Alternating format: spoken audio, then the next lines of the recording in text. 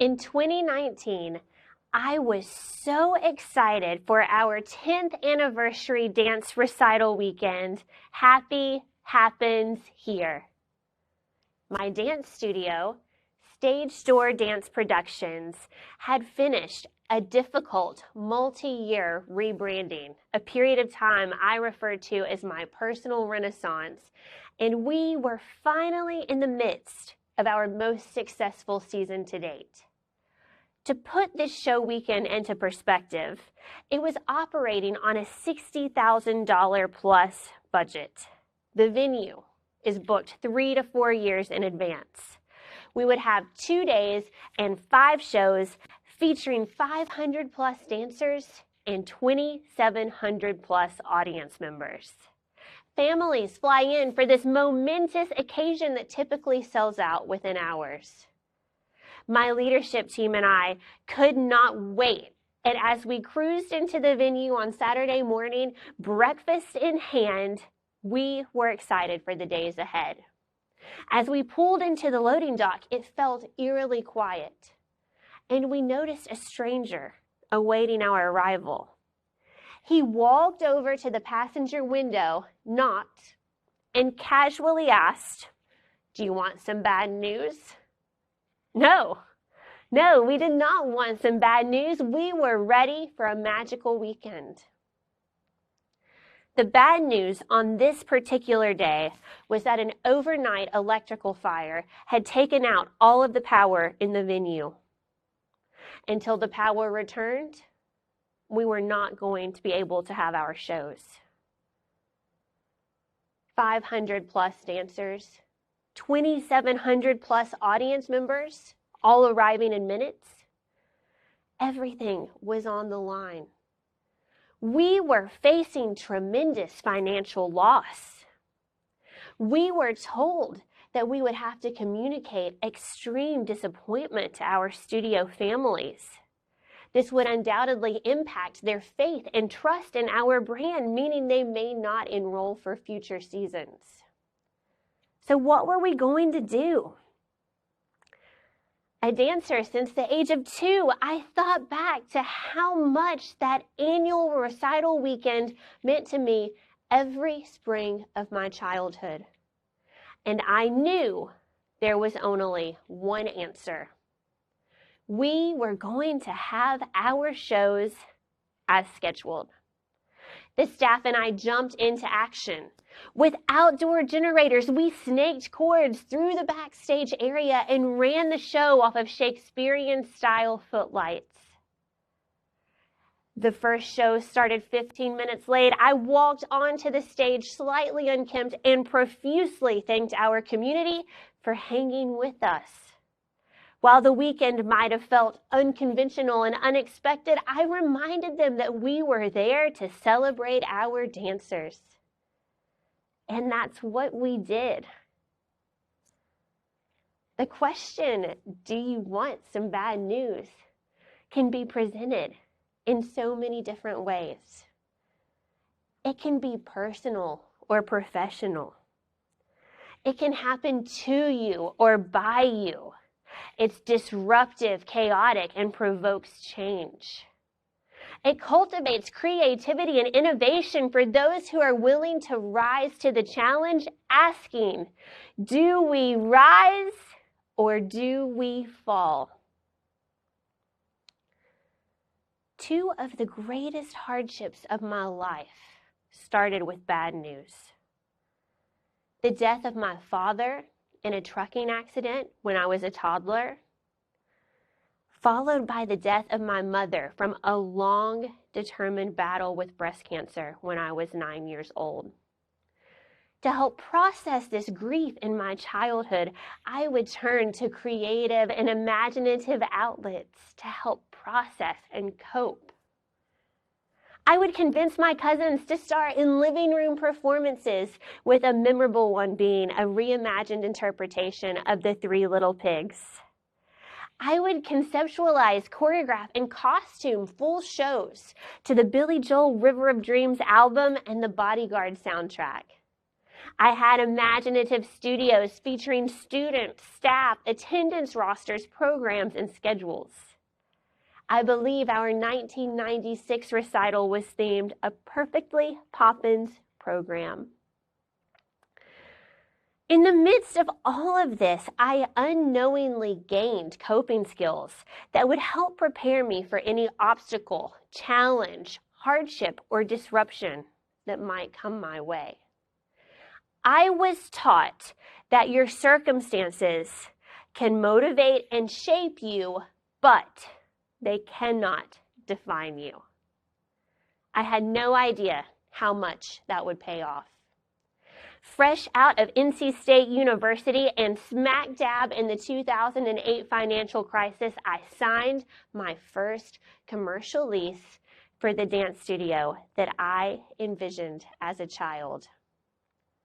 I wanted to be good, but as a 22-year-old, I'm not sure I really understood what being good meant. I went through this checklist of preconceived notions based on my imaginative play, real-world experience, and now the stakes of being a business owner. Offer classes, generate enrollment, have recitals, participate in competitions. We did all of those things. We were successful. We opened a second location. We traveled more. We competed more. To the outside world, everything we were doing was right. But I noticed this negativity and toxicity seeping into our programming. If students were winning dance competitions, they were too good, so they would leave our program. If students were losing dance competitions, we weren't challenging them enough. They would leave our programming. Parents would question our capability, and this community was evolving into a revolving door of discontent. I knew something had to be done, but I wasn't sure what. When disruption happens to us in smaller ways, it can be easier to push aside or overlook. A piece of our population was overlooking this humanistic component that had meant so much to me as a child that I wanted to share with others. Dance competitions are a pay-to-play experience where a 2-minute solo costs $150+.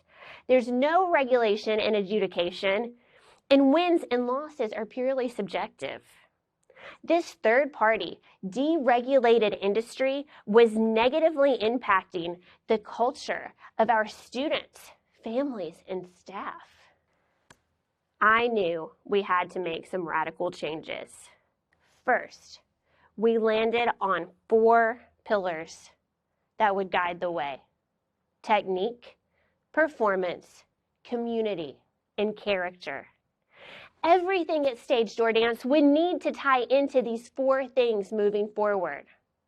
While not all students will pursue a professional career in the performing arts, everyone can reap the benefits of the experience, which includes confidence, poise, teamwork, collaboration, empathy, goal achievement.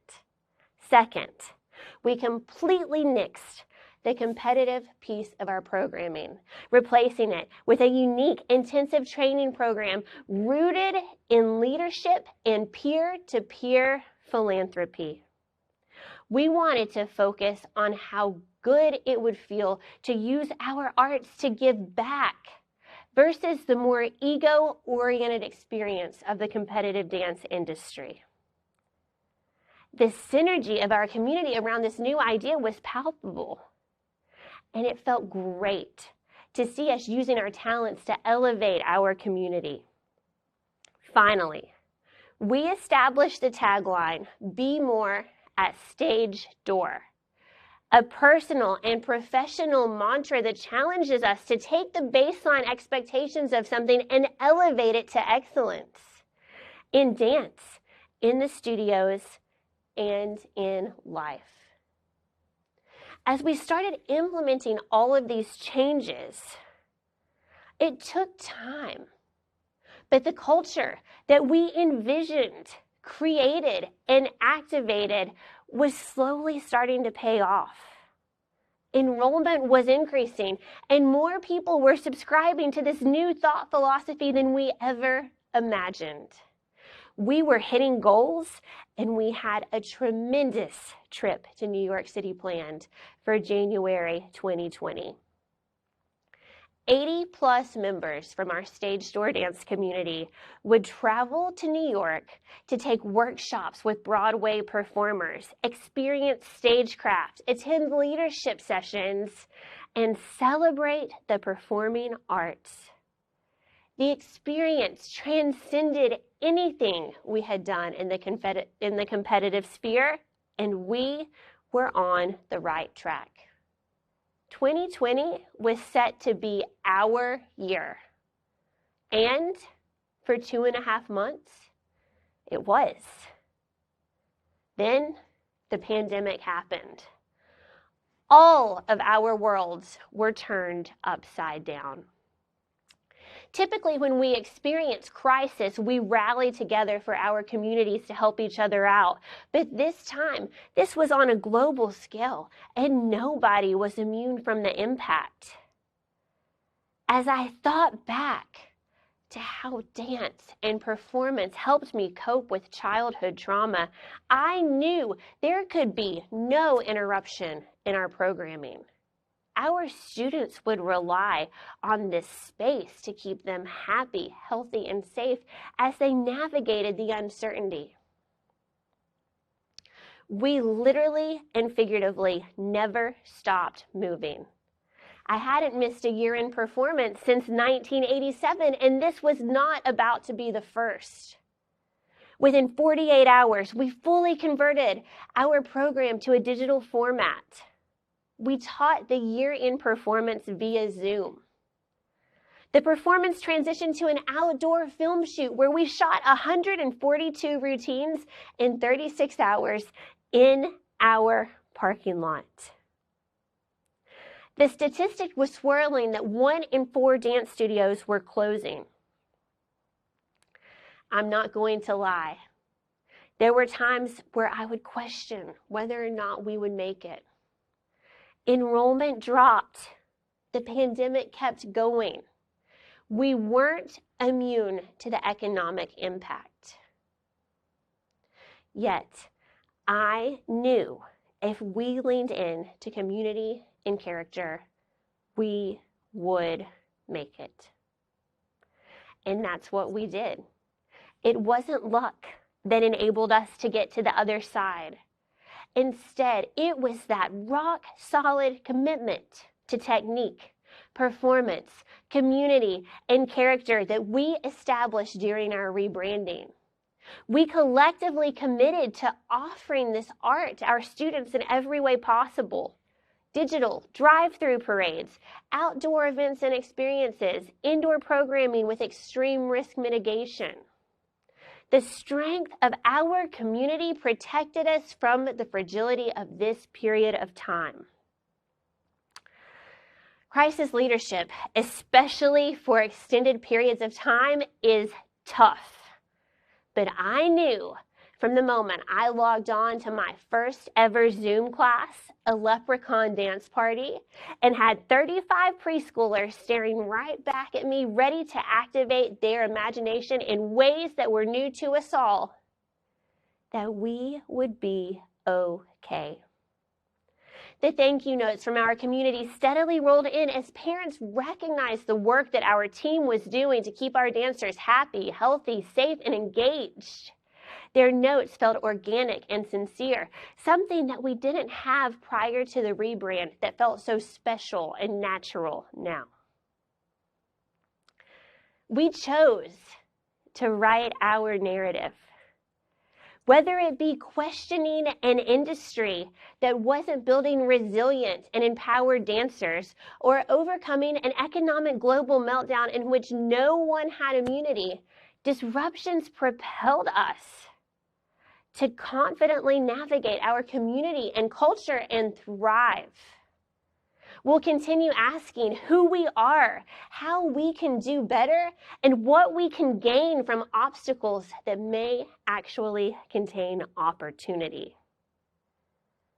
In my childhood, when I was processing the death of my parents, I didn't break. Instead, I leaned into this creative environment and channeled my energy and passion in non-destructive ways. When the studios were culturally chaotic, we didn't break. Instead, we said, how can we change this, fix it, and make it better? How can we focus on community and connection? And that's what we did. When all of the rebranding work was nearly compromised during the Powerless Recital weekend, we didn't break. Instead, we made it happen, and show after show received standing ovations, showing the power of the collective collaboration of our community. And when COVID forced us to literally pause, we didn't break. Instead, we rallied around the digital experience and cried tears of joy when we were able to return to our parking lots to do what we love doing: dance. Through all of this, we are standing stronger than ever, and will continue using every hardship, disruption, challenge, and obstacle to provide insight and perspective for how we can confidently navigate the future. Whatever the situation or scenario can be, it is never too late to shake it up, do your thing, and make your mark. Take the risk and innovate when obstacles present themselves. Bend to your circumstances, but look them in the eye and give them a wink. You weren't built to break. That goes for everyone. Thank you.